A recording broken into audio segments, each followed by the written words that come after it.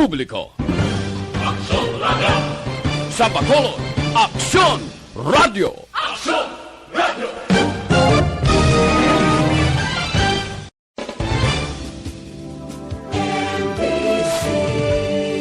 Manila Broadcasting Company. Aksyon Reports, second portion. Di kalidad, kag madalog ng mga analisis sa pinakainit na balita sa bilog na probinsya kag nasyon. Aksyon Reports, second portion. Patas kag balanse na komentaryo sa mga issues kag mga balita nga nag-aapekto sa mga pumuluyo sa adlaw-adlaw nga tanan. Aksyon Reports, second portion. Upod sa veterano kag respetado nga komentarista, Aksyon Fred Salanga. Karon nga adlaw Lunes, pitsa uno gid, bulan sang Nobyembre tuig 2021. Todos Los Santos, All Saints Day. Karon nga adlaw, anano ang mga balita kag isyo nga aton talakayon para karon nga aga. Mayong balita para sa mga empleyado kag mga worker, wala sang employer nga exempted sa paghatag sang 13th month pay. Mayong pang Disyembre. Drug testing nga ginaduso sang pila ka sektor daw kabudlay ipatuman sang COMELEC. Mga estudyante may ara kamo bakasyon sa Disyembre 20 tubtob Enero 2 suno sa DepEd. Ang 75% nga sitting capacity kasa sa mga dipasayro nga salakyan Nobyembre 4. Ining mga balita kag isyo idulong sa aton sang D3 Bayo. Dako mabulig sang D3 Bayo agud pagkakasang kagaw sa aton lawas. D3 Bayo tambal sa ubos sipon kagilanat tag 14 pesos lang produkto sang klinika di alternatibo. Kaginadulong man sa aton sang DTX 500. Ang DTX 500 nagatinlo sa aton dugo, nagasilhig sa mga impurity kag toxin sa aton atay nagabulig panubo sa aton blood sugar bangod sa mga organic compound niya, bisin charantin kag polypeptide. Sa subong nga panahon, wala kag tuong balatian, kinahanglan naton ang proteksyon.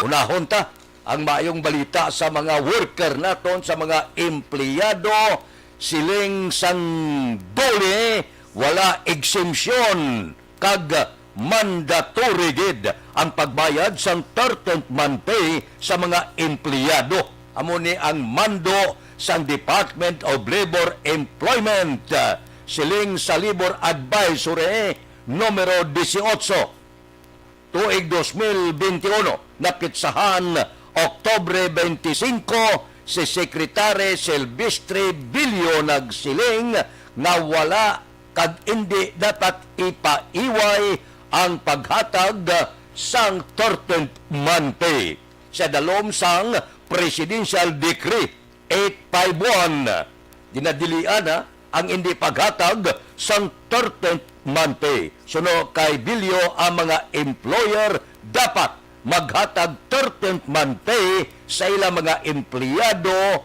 antes ang Disyembre 24. Ang ina-question, subukan nagkalaputo nga may mga empleyado kung kamusta iya. Kung bala, ini sila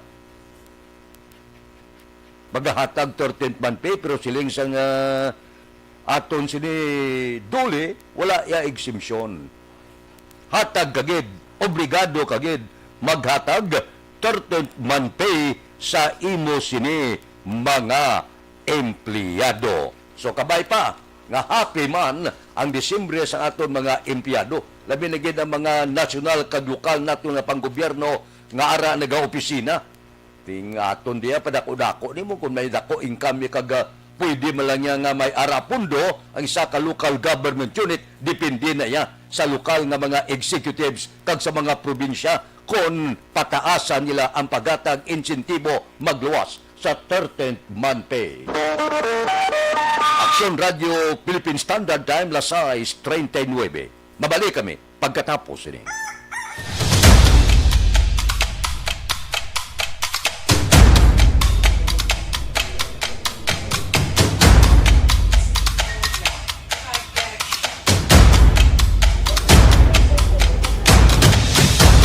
Isa kadako nga pagpanghangkat sa kabuhi sang kada persona ang ipabilin ang iya panindugan sa kabuhi.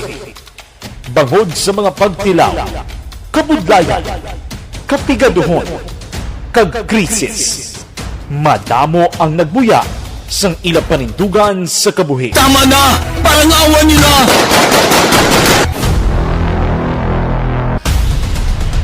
Apang ang DYEZ Aksyon Radio Bacolod sa sulod na sang 52 katuig padayon nga komitido sa panindugan nga mag-alagad.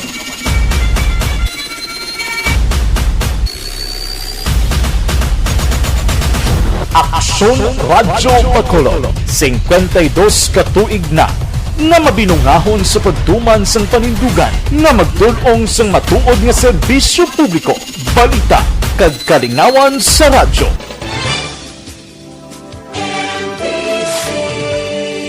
Manila Broadcasting Company. Sa balita, komentaryo, isyu, serbisyo publiko. Aksyon Radio. Sa Bacolod, Aksyon Radio. Aksyon Radio.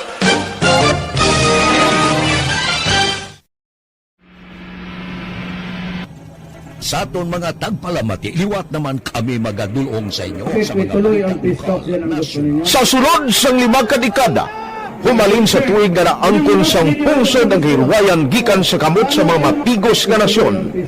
Kita sa gihapon ang nagaugyon, kahapon subong kag sa palaabuton.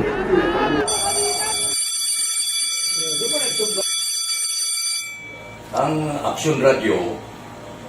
So nati lain-lain ang alam mo. Samtang nagalain-lain ang manager sa Manila Broadcasting Company, may alaman niya lain-lain sila nga nagangalan.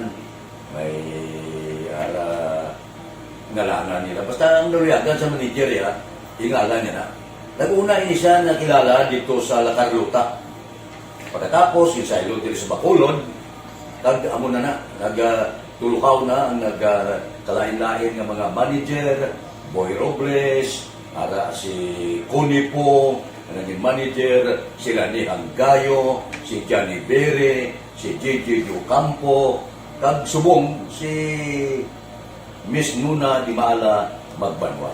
Ang sadto magamay nga community radio station ang ginpasira matapos nagpanindugan nga ipalapnag ang kamatuoran kag buligan nga mauntat ang pagpamigos sa katawhan. Ang DYEZ actually, Aksyon Radio, karon sa una nag-start ini siya as a music station. No? This is the first music station with this ciudad sa Bacolod. No? When it was launched in 1969, it was a music station, pero dito nakilala to damo yung mga sikat na DJ at that time. No? Sa 1986 or 87, ang Aksyon Radio, because of the entry sa mga FM stations, nag-amat-amat nag-decide to transform itself into a news and public affairs station. No? That's why yung name na naman-amat ang nalisulod. Ako I started as a news writer. So, dito na nag-start sa mga 86-87 ang news and public affairs ang Aksyon Radio Bacolod. No? Kag baptism of fire to my part because the year nga nagsulod ko, nagdamugin ko dito at that time. No, simple ni Presidente Aquino upon assumption into office pagkatapos ng EDSA Revolution. So nagdamog isa nagdamog dito. No? So that's how Aksyon Radio started as a music station and later as a news and public affairs station.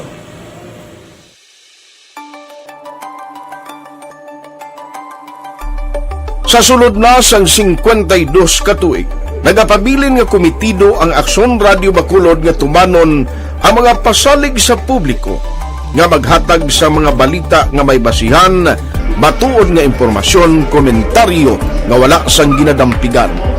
Lapnagon nga serbisyo publiko kag batas nga talakayan sa kahanginan. Because as a reporter, it is always our commitment to be be honest, especially sa paghatag sa impormasyon sa mga tao, kay man kalabanan sa mga tao subong ang naga-rely gid or salin sa huna ang mga tao naga-rely gid sa impormasyon na ginahatag sa mga media people. So that is my commitment, mangin tampad sa serbisyo. Ang balita nga mabatian sa DYEZ Aksyon Radio Bacolod ang nagaagi sa maidid nga pag-usisa kag pagtipon sang impormasyon. Lamang masiguro nga ang mabaton nga impormasyon sa publiko ang matuod kag wala sang may ginapasino. Ginahimo sa Aksyon Radio ang pagbalita, gina-follow up, ginakantuan, personal para mahibaluan kung anano ang kaundan sang balita, kung matuod kag hindi nga balita. Dira Aksyon Radio Philippine Standard Time, las 6:45, may nagaduso niya, abi niya, i-drug testing ta ang mga kandidato. Si Vice Presidente Lili Robredo, sinanyati, ang proposal kag ang plano daw, wala man da problema. Kung si Bongbong Marcos, wala problema. Drug testing ba mo? Balo ka sa tion sang eleksyon, ang droga galupad mo. Ang mga drug lord, ilatsimpo na rin nga magpinan sa mga kandidato. Ang ibang gadi mga drug lord siguro, basi madlagan pa yan nga mangin kandidato sa bilog nga pungsod Pilipinas. Tikinanglan na may drug testing gid. Tikot pa mangkoton, din pamangkot ang Comelec. Siling sa Comelec, siling sa spokesman James Jimenez, niya nagligad, amo na nigin require ang drug testing sa mga kandidato. Ang malain, kay daw hindi gid ini mapatuman nga aman. Bangod, din pauntat ini sang Korte Suprema. May desisyon ng Korte Suprema, amo na nga daw malabo nga i-drug testing mo ang mga kandidato. Siling sang Comelec na himo na namon ini, nagliligad nga mga eleksyon, ang plano kag gina-propose sang drug testing o galing inuntat ini, bangod, ginpauntat ini sang Korte Suprema. Siling sang Korte Suprema, hindi pwede nga i-require mo gid kag pilito ng mga political aspirant nga magpaidalom sa drug testing kag indeklarar ini sang Supreme Court unconstitutional sang tuig 2008 kag ginklaro gid na ini nagalapas sa 1987 na konstitusyon nga nagasiling hindi na pagdugangi pa ang mga ginaretirar kag ipapasan nga mga problema sa nagahandom sa mga pwesto sang mga kandidato. Wala ta mahimo. Anong mahimo mo kay Korte Suprema nagsiling? Unconstitutional. Rankala nga. Balaan man gyapon akon sinong nga pulang kalimutaw na pagpungkos pistona. Di ko ikaw butante, balaan mo na gid nga gagamit na sa droga, drug lord na siya, kag iban pa, butuhon mo. Di kundi imon na iya ginalukdo nga problema, kung pumungkol na sa pwesto karon kag magtiyog-tiyog kalimutaw, iga pululada sa sesyon. Mayo mabla. Lantaon ta, balaan ta mangyapo na kung sinong nagagamit kag sino ang wala nagagamit. Iduso mo, may ara ruling ang Supreme Court. Siling sa Supreme Court, no pwede sir. Unconstitutional ang plano ninyo sa pagpa-drug testing sa mga kandidato. Aksyon Radio Philippine Standard Time, las 6:49. Mabalik kami pagkatapos sining. Mga trabaho Bangod sa pamahog sing COVID-19 pandemic, madamo sa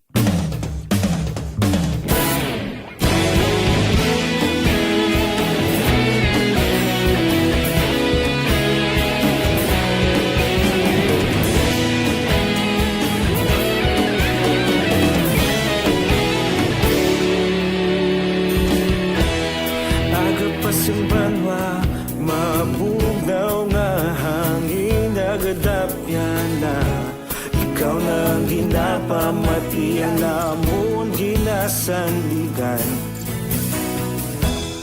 Tingog sang probinsya, kamatuuran ginapalap na. Minsay nga may dala, paglaom kag kasanat. Tinuig na nagligan, ikaw gihapon ang ako nga istasyon. Sa pagbudlak sang adlaw, sa pagtuhaw sang biton. Mga balita may dala inspirasyon. Aksyon radyo, bakolod man sa gihapon. Padayon aksyon radyo, bakolod sa luto sa imo. Padayon aksyon radyo, salamat sa pagserbisyo. Patas kag balanse, matuod na mensahe, wala sang hinadampingan. Padayon aksyon radyo.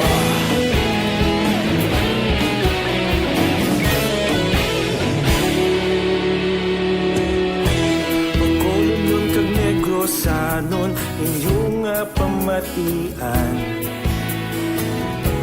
Stasyon nga nagapalaplag sang kamaturan. Mabakod nga prinsipyo, reporter handa sa serbisyo. Kahapon, karun kag sa gihapon, kita magapadayon. Tinuig na nagligan, ikaw gihapon ang ako nga istasyon. Sa pagbutlak sang adlaw, sa pagtuhaw sang biton. Mga balita na may dala inspirasyon. Aksyon radyo, bakolon man sa gihapon. Padayon aksyon radyo, bakolon saludo sa imo. Padayon aksyon radyo, salamat sa pagserbisyo. Patas kag balanse, matuod na mensahe, wala sa ginadampigan. Padayon aksyon radyo. Una sa balita, una sa aksyon, sa Bacolod Aksyon Radio. Una sa balita, una sa aksyon, sa Bacolod Aksyon Radio. Kita ulog na na'y sagsay anong ang kalintangan. Responsable ang pagbalita, pagdayon na ipalang na. Malasig pero sigurado, aksyon na may dala pagpalanggan.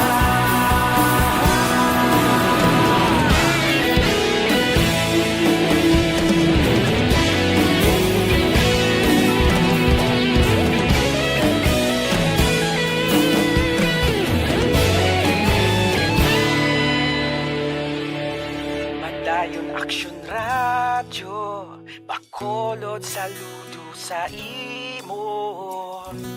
Padayon aksyon radyo, salamat gid sa pagserbisyo.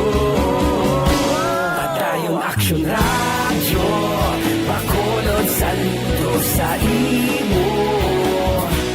Padayon aksyon radyo, salamat gid sa pagserbisyo. Patas kag balanse, matuod nga mensahe, wala sang ginadampigan. Padayon aksyon radyo.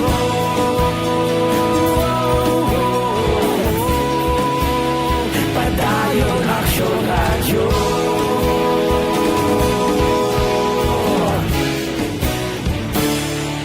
Padayon aksyon radyo. Bangod sa pamahog sing COVID-19 pandemic, madamo sing kompanya kag local government unit ang nagpatuman sang work from home sa ilang mga empleyado. Naga-work from home kung naka-close contact sa nagpositibo sa virus o kung mismo nagpositibo sa COVID-19. Madamo sang benepisyo ang mahatag sang work from home, pero hindi naton malikawan nga ma-bored kag ma-stress bangod sa sini nga setup sa masobra na isa ka tuig nga pagpakiaway sa COVID-19. Base sa pagtuon sa United Nations International Labour Organizations, nagatugas sing stress stress ang tuman niya pag-usasang gadgets kangay sa cellphone kag computer. Gani, iyaring tilang mamposlano nga action tips sa mga nag-work from home. Una, mag-set up sa workspace sa mga balay sa tuyo nga makafocus sa imong trabaho. Ang workspace ay hindi kinahanglan nga dako nga kwarto, ang importante, komportable ka sa imong trabaho. Matapos ang pila ka oras nga nagapungko ka mag-computer, dapat may tion nga mag-stretching agud malikawan nga ma-strain ang imong likod o kunliog. Time management. Maghimo sa imong time schedule kag mga talapuson nga trabaho para mangin organisado. Magkaon sa husto nga tion, labi na ang pamahaw kag pilion mang pagkaon nga maka-boost sa imong memory, concentration kag alertness kaangay sa pumpkin seeds kag dark chocolate. Kung mayaras mga online meetings, advance nga ipahibalo sa imong mga upod sa balay, agud malikawan ang mga disturbo. Ang pigaw nga internet connection ang makatugas sa stress, gani ipreparar ang backup. Diri kita ho. Sa Nobyembre 4, 75% na ang kapasidad sang mga dipasayro nga salakyan. Pero subong, ang mga jeepney dipasayro, kita nyo naman da, hindi na 75, 100%. Hindi man mo mabasol ang aton mga driver, kayo, pulo kasmana na ang asod-asod nga saka sang gasolina. Medyo may jutay nga pagnubo sa diesel. Amo na ang mando na prubahan kay matigaingos na mo. May plano nga mga protesta kag iban pwede na magwantagid ang pagsaka sang presyo sang gatong. Nga ang gobyerno higot pusas ang kamot niya, wala siya mahimo. Kay may aral ay oil deregulation law kapag gusto lang niya ang mga kompanya sang langis kag subuman pangkalibutanon nga merkado sa pagpasaka sang presyo. Kag ari pagido ning mga kundi sakay ka lang may mga plastic na barrier sa ulihin na diskubrihan nila nya pangkakasana na katapik lang mga kagaw da ambot sino man niya maalam ang nagagad sang palaya gag nagmando sa mga barrier ni sa ulihin nakita lang nga daw pasabad-sabad lang iban pwede nakadaan iban wala malaban siling nila kakason na na. Kaya dila pagkatapik ang kagaw, ini mga maalam kung kaysa damo sa gidiya pagkatapos ipakakas. Kaya nadiskubrihan nga daw, wala naman pulos. Wala man ginatuman, kag suno sa ila niya, kakasan na kay, base ko tapikan, pagkakagaw na, ang iba di na magkalaamong tsura, wala malaban, ang ibang nga plastic gisi na, tinadiskubrihan nila nga daw wala man pulos, niya, kakasana. Bawa, kinalang kung tani ko may plano kita pang lawigon man bala. Agad na paantos ang mga driver kag ang mga salakyan na tapik na sa mga barrier pagkatapos ipakakas malang kag nadiskubrihan nga da pagliga tapik ang kagaw kalain daw pinagusto lang kita sang mando sa ulihi gali urat pulos man tuga pa sa sang malain kag gatapik pa ang kagaw suno man gyapon sa pagtuon sang DOH. Ba daw palupa daw. Aksyon Radio Philippine Standard Time, lasay 58. Mabalik kami pagkatapos ini. Hello, my name is...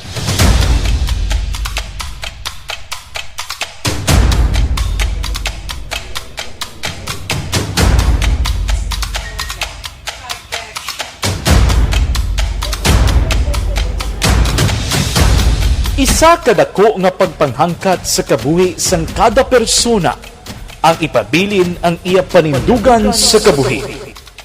Bangod sa mga pagtilaw, kabudlayan, kapigaduhon, kag krisis. Madamo ang nagbuya sang ila panindugan sa kabuhi. Tama na! Parang awan niyo na!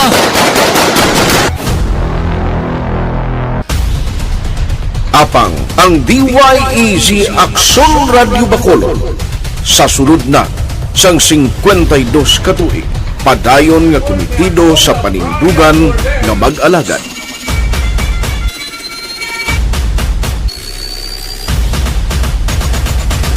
Aksyon Radio Bacolod 52 katuig na nga mabinungahon sa pagtuman sang panindugan nga magtulong sang matuod nga serbisyo publiko, balita kag kalingawan sa radyo.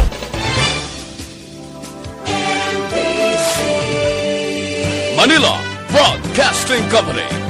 Sa balita, komentaryo, Isyo. Serbisyo publiko. Aksyon Radio! Sa Bacolod, Aksyon Radio. Aksyon Radio!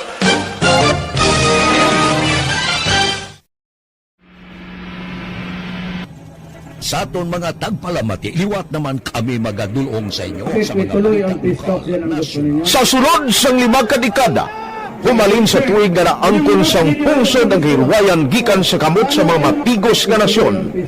Kita sa gihapon ang nagaugyon, kahapon subong kag sa palaabuton.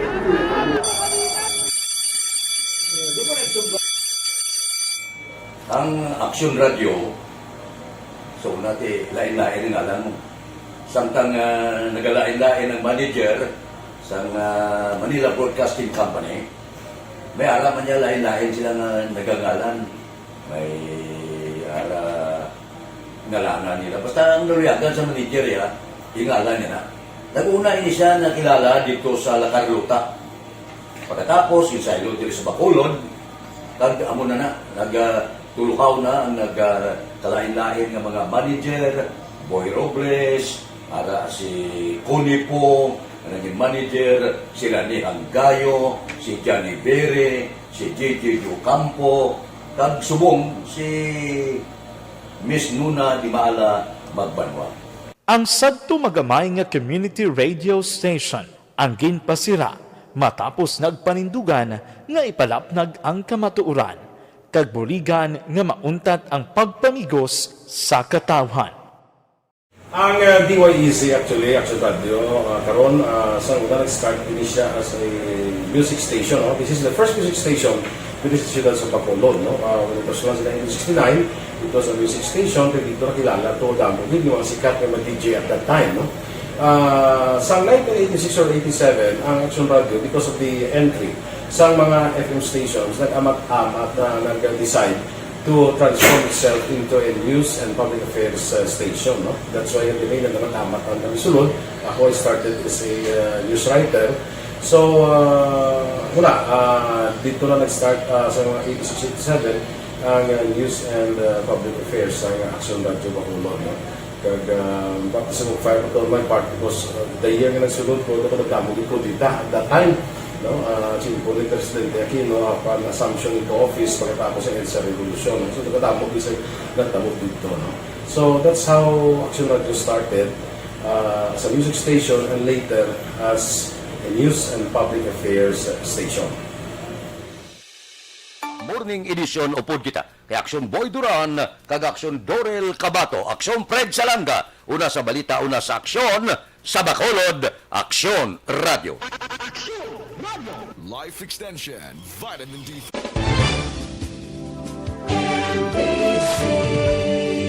Manila Broadcasting Company. Sa balita, komentaryo,